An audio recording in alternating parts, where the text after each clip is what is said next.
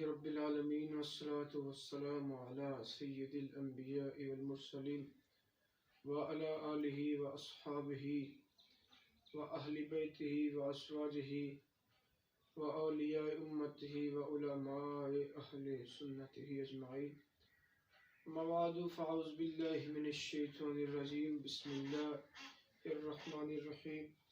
ان اللہ وملائکتہ یصلون علی النبی یا ایہا الذین آمنوا صلوا علیہ وسلموا تسلیما. الصلاة والسلام علیک یا سیدی یا رسول اللہ وعلی آلک واصحابک یا حبیب اللہ. خشک شاخوں کو وہ تازہ گلاب دیتے ہیں، خشک شاخوں کو وہ تازہ گلاب دیتے ہیں، عہد پیری کو وہ پھر سے شباب دیتے ہیں. پڑھ لے درود غفلت نہ کر خدا کی قسم، پڑھ لے درود غفلت نہ کر خدا کی قسم. تیرے سلام کا وہ اب بھی جواب دیتے ہیں، تیرے سلام کا وہ اب بھی جواب دیتے ہیں. مولا صلی وسلم دائما ابدا. احباب ذی وقار، ارباب فکر و دانش اور معزز سامعین کرام، جس طرح کہ آپ جانتے ہیں کہ ہم نے فاروق احمد فرقانی یوٹیوب چینل پر درس آب کوثر کا آغاز کیا ہے، تو اس کی آج یہ 5ویں نشست ہے. آئیے ہم بلا تاخیر اپنا درس آب کوثر شروع کرتے ہیں. ہم درود پاک کی فضیلت کو ملاحظہ فرما رہے تھے. تو درود پاک ایک آب حیات ہے، اور وہ آب حیات کی ہزاروں آب حیات اس پر قربان ہے.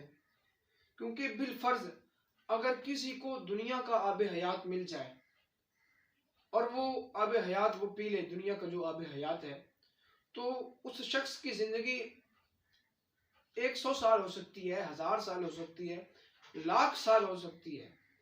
لیکن اس زندگی میں چاہے وہ ہزاروں سالوں کی ہوں، لاکھوں سالوں کی ہو، کروڑوں سالوں کی ہو، لیکن اس زندگی میں اس کو پریشانیاں بھی آتی رہیں گی، اس کو مصیبتوں کا بھی سامنا کرنا پڑے گا، اس کو مشکلات بھی آڑے آئیں گی اس کی زندگی میں، اور اس کو بیماریوں میں بھی مبتلا ہونا پڑے گا. اس آب حیات کا کوئی فائدہ نہیں ہے. لیکن جو درود پاک آب حیات ہے، اس کی برکات سنیے. اور جو شخص حضور صلی اللہ علیہ وآلہ وسلم پر درود پاک پڑھتا ہے، تو یہ اس کا آب حیات اس طرح سے ہے کہ جس نے اسے پی لیا اسے جنت میں وہ زندگی عطا ہوگی جو ختم ہونے والی ہی نہیں. مثلا 1000 لاکھ کروڑ ارب خرب سنکھ سال یہ گنتیاں ختم ہو جاتی ہے، لیکن وہ زندگی ختم ہونے والی نہیں ہے. اور پھر اس زندگی میں غزلہ پن بھی آئے گا، دھوکہ فریب بھی ہوگا، لیکن وہ جو ابدی زندگی ہے جس کے لیے درود پاک آب کوثر ہے، وہ جو ابدی زندگی ہے، نہ اس میں غزلہ پن ہے، نہ اس میں دھوکہ ہے، نہ اس میں فریب ہے، نہ اس میں بے چینی ہے، نہ دکھ ہے، نہ کوئی درد ہے، نہ کوئی غم ہے، بلکہ اس زندگی میں اللہ کی طرف سے راحت و سکون ہے. تو دنیا کا آب حیات اس آب حیات کا ہم پلہ نہیں ہو سکتا. اور درود پاک اسم اعظم بھی ہے.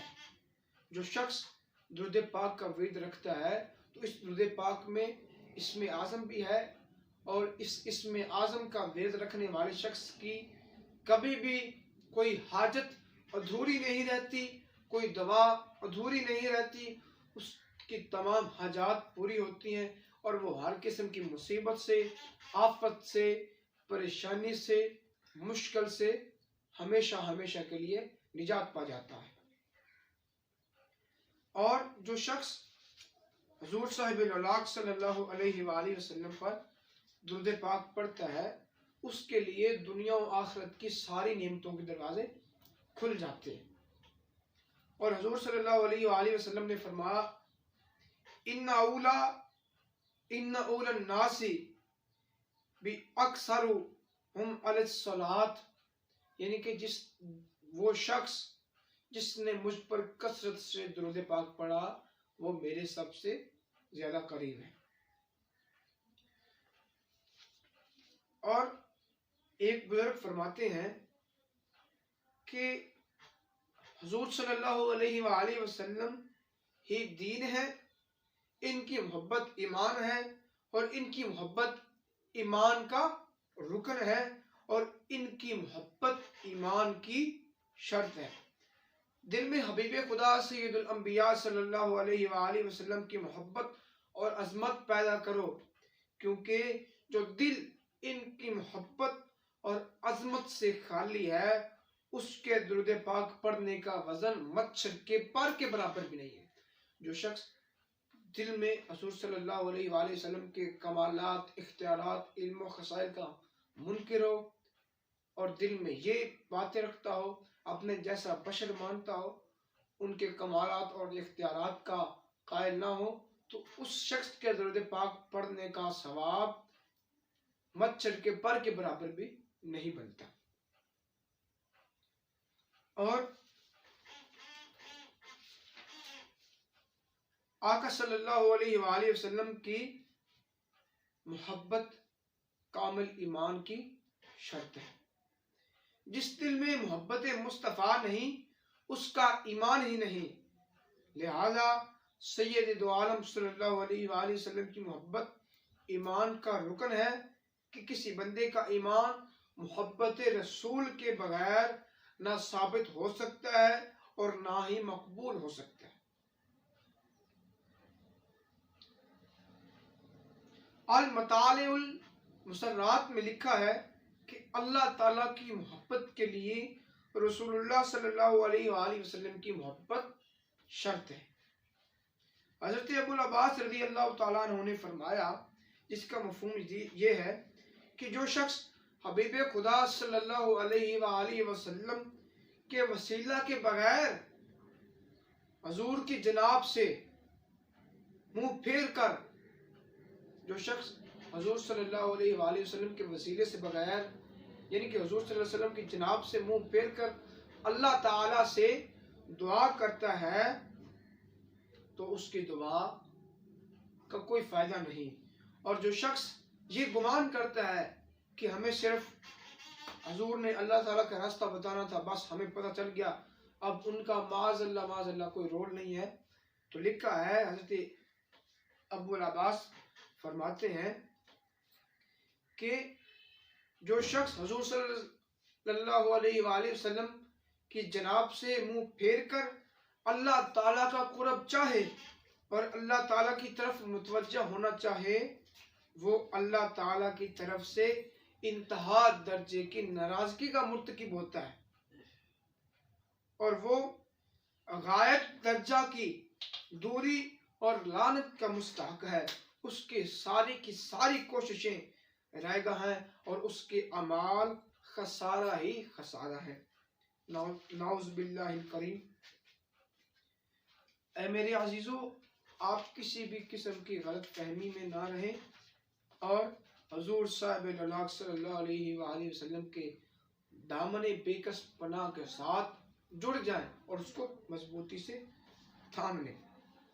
حضرت خواجہ بایزید بستامی رحمۃ اللہ علیہ کا ارشاد مبارک ہے کہ عام مومنوں کے مقام کی انتہا ولیوں کے مقام کی ابتدا ہے، اور عام ولیوں کے مقام کی انتہا شہیدوں کے مقام کی ابتدا ہے، اور شہیدوں کے مقام کی انتہا صدیقوں کے مقام کی ابتدا ہے، اور صدیقوں کے مقام کی انتہا نبیوں کے مقام کی ابتدا ہے، اور نبیوں کے مقام کی انتہا رسولوں کے مقام کی ابتدا ہے، اور رسولوں کے مقام کی انتہا اولی العزم کے مقام کی ابتدا ہے، اور اولی العزم کے مقام کی انتہا حبیب خدا محمد مصطفیٰ صلی اللہ علیہ وآلہ وسلم کے مقام کی ابتدا ہے۔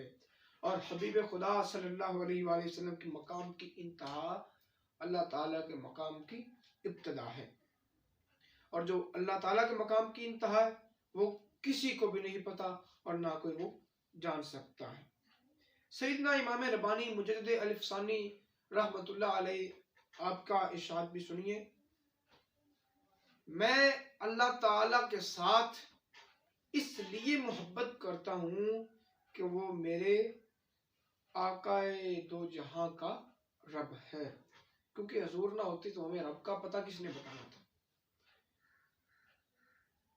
تو ہم اپنے درس آب کوثر کا اسی جگہ اختتام کرتے ہیں، انشاءاللہ کل پھر ہم درس آب کوثر کے ساتھ آپ کو ملیں گے، اور میری آپ سے گزارش ہے کہ ہمارے چینل کو سبسکرائب کریں اور بیل آئیکن کو ضرور پریس کریں، اور آپ سے یہ گزارش ہے کہ اس ویڈیو کو اپنے دوست احباب تک شیئر ضرور کریں اور اپنی قیمتی رائے کا اظہار کمنٹ باکس میں ضرور کریں۔